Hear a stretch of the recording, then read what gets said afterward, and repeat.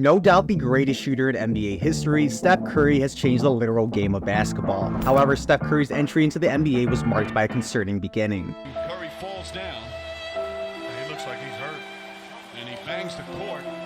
Looks like that left ankle. Quickly runs off. Here's the play. There's the slip. You see that Curry falls down and grabs his right leg. Stephen Curry's hurt. Yep. He's coming out of the game.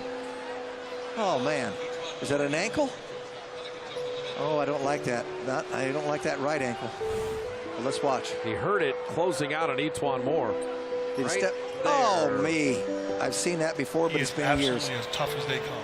Despite showcasing his remarkable talents that had led him to become the 7th overall pick in the 2009 NBA draft, the initial 3 seasons of his career were marred by persistent ankle injuries. On April 25, 2012, a significant chapter in Steph Curry's career unfolded at the Southern California Orthopedic Institute. Dr. Richard Ferkel, a distinguished surgeon with experience working with NBA players, conducted a surgery on a young and still relatively unknown Curry. Dr. Ferkel was accustomed to seeing specific patterns in the ankles of players he operated on, but Curry's case defied these norms. His ankles, particularly his right one, had been subject to multiple injuries, casting doubt on his longevity as a player. Curry's ankles showed anomalies like thick scar tissue, inflamed tissue, bone spurs, and fragments of cartilage. This discovery, though, provided a glimmer of hope as the surgery could focus on removing these issues rather than major reconstruction. But during that period, numerous voices actually recommended that the Warriors consider trading Curry because of his injury problems. The Warriors were choosing between Monte Ellis and Steph Curry as their franchise player. Do you remember how good Monte Ellis actually was?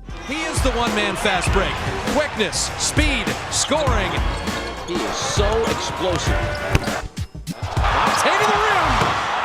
Between 2007 and 2012, Monte Ellis could score against any defender in the league. Remarkably, in only his 2nd season following his selection as the 40th pick in the 2005 NBA draft directly from high school, Ellis became a key starter for the We Believe Warriors team, which notably defeated the top-seeded Dallas Mavericks in the playoffs. He won the Most Improved Player award that season, all while he was merely 21 years old. After a span of 3 years, Ellis had risen to the position of the NBA's 6th highest scorer, averaging 25.5 points per game. Ellis had openly expressed concerns about the compatibility of his playing style with Curry's, given that both were undersized scoring guards, and I couldn't blame his concerns. During that era, the league had not fully embraced the small ball trend. Pairing Curry and Ellis in the backcourt would have posed defensive weaknesses that while lacking offensive cohesion. The Warriors obviously took a gamble on the injury-prone Steph. They extended an offer of a 4-year, $44 million contract to the 8-time All-Star at the time, and the outcome had become part of the past. In a way, this helped bolster the Warriors roster by having more money to spend on other players, as Curry's peers were actually getting more money at the time. And a few years later, Durant's signing with the Warriors would not have been possible without Curry's underpaid contract. The Warriors found themselves possessing a future MVP player along with financial flexibility. Typically, a team would have to choose between these two, but the Warriors managed to secure both.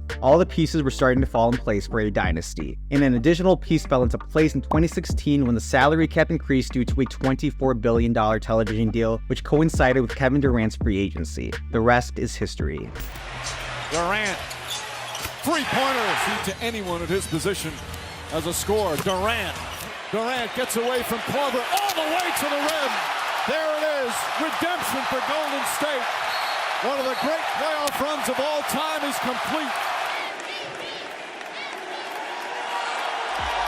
But still, the question lingers about how Curry was able to consistently perform following his reputation as injury-prone. In 2014, the 6'3" guard unveiled his secret approach he used to address his ankle issues. It was a specialized ankle brace designed to provide a precise fit, preventing the foot from sliding forward and the ankle from rolling. This was great because Curry's unique playing style involves frequent rapid changes of direction, which puts strain on his ankles. Moreover, Curry's diligent training regimen under the guidance of Warriors performance director Kiki Lyles aimed to enhance his strength and stability, not just in his ankles but in his hips and core as well. This approach shifted the reliance on his ankles for agility to a more balanced distribution of power from his hips. He spent countless hours refining his strength and technique through exercises like single leg hip airplanes, hip hinges, and trap bar deadlifts. 4 rings, 2 MVPs, 1 unanimous by the way, a finals MVP, and becoming the NBA's all-time leader in threes made, this approach obviously worked. You also can't beat his longevity with at least 14 years playing in the NBA. We have been blessed with watching greatness for so long. Do you think Steph Curry's the greatest point guard the NBA has ever seen? I'm personally biased that I grew up watching Curry, but Magic did introduce the concept of positionless basketball. Let me know in the comments what you think. But this next rising star, who has a similar build and skill set to Curry, also uses ankle braces, and that is Trae Young. Trae always wears ankle braces but never actually tapes his ankles. He said the tape makes his ankle feel numb, especially when he cut laterally.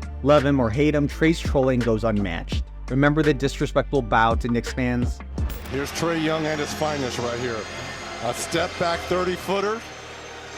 And the appropriate, you are in the garden, you might as well take a bow.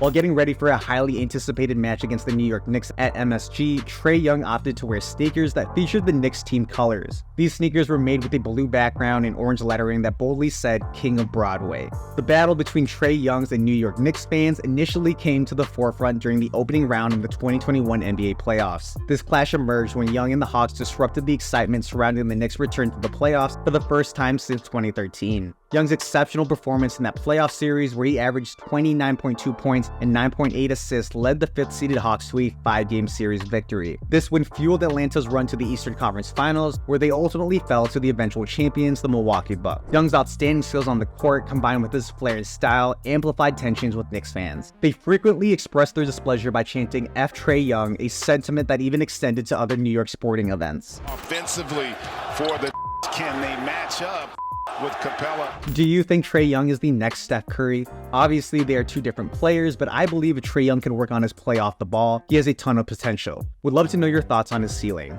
But if ankle braces were so beneficial, why don't all NBA players wear them? Well, it's because they can be a bit bulky and cause discomfort when using. For certain athletes, these braces can potentially restrict their ability to move freely, impacting their overall court performance. One of the best scorers the NBA has ever seen, Kevin Durant, is rarely seen with an ankle brace for this sole reason. For being as tall as he is, Kevin is very agile and is not used to bulky things around his ankle. If you look at his shoes, Kevin prefers low-top shoes as opposed to LeBron, for example, who has full coverage around his feet. With all these accessories, equipment, and strategies, it's hard to not think why NBA players sit out games or load manage. But today's NBA is a lot more fast-paced and precision matters. It can be a lot on an athlete's body. Will you start wearing ankle braces now? Why or why not? If you could leave a like on this video, I would love that. Thank you for watching and have an amazing day.